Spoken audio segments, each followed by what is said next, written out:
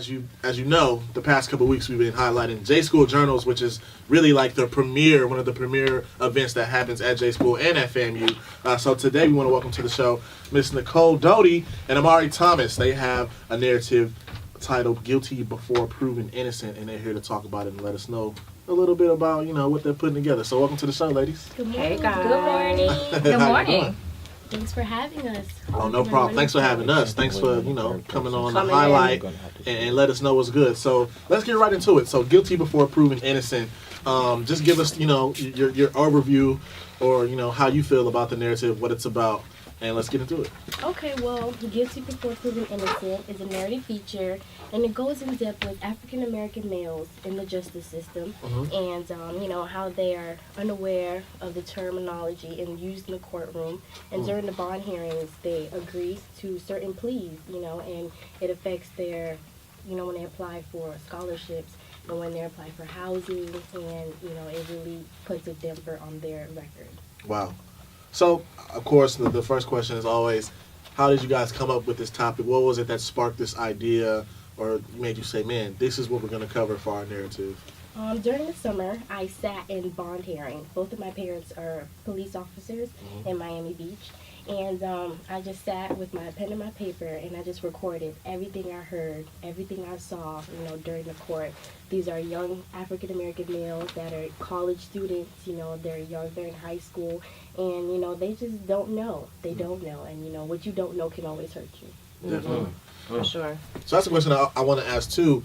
You mentioned that most of these guys are high school, college-age young guys. Is that the demographic that you focused on, or that the narrative kind of shifted more towards, or was it also older gentlemen as well who may go through some of these same problems? Right. Well, they're first-time offenders, and first-time offenders usually have the age range from 18 to 24.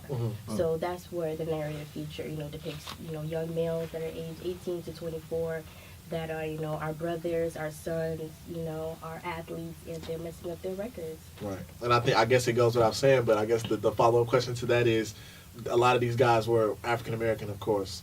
When dealing, do you have a percentage, or, how was that dynamic when you were working with your narrative? Oh, yeah, when I was researching, 1 in 3 black men are incarcerated, and Yeah. that is... that's just something that we have to put an end to. Sometimes we have to self-educate ourselves. Right. No one really knows their rights. If we all got arrested today, what do we know?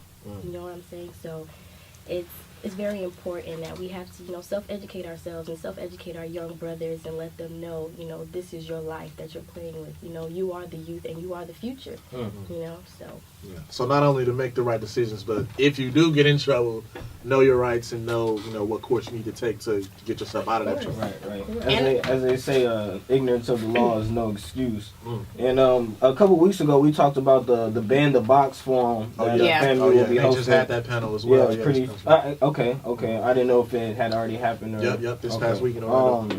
So just as far as the timing goes, that's right on time. And I just want to hear your thoughts on the Ban the Box movement and, some of the laws that Obama just passed, with about 1,000 or so inmates just released nationwide. So I just want to hear your input on that. Okay, well, it's when I was writing when I was writing the pitch for the story, I said to myself, I don't only want to depict on African American males, but because it's a lot of people. It's everyone. It's females. It's older people. It's the generation. It's a lot of people. But at the same time, African American males, they have a sense of way of thinking that what they see on TV or what they hear from their friends is, what's it going to be like. Tell your story in court and then you're going to be off. But that's not how it goes. It's the law. We have to follow the laws. So, what Obama is doing and, helping the incarceration rate, that's what we have to do. Some of these people are incarcerated for, a little bit of, like, certain crimes that they shouldn't have gotten the time for, Definitely. and that's a big problem.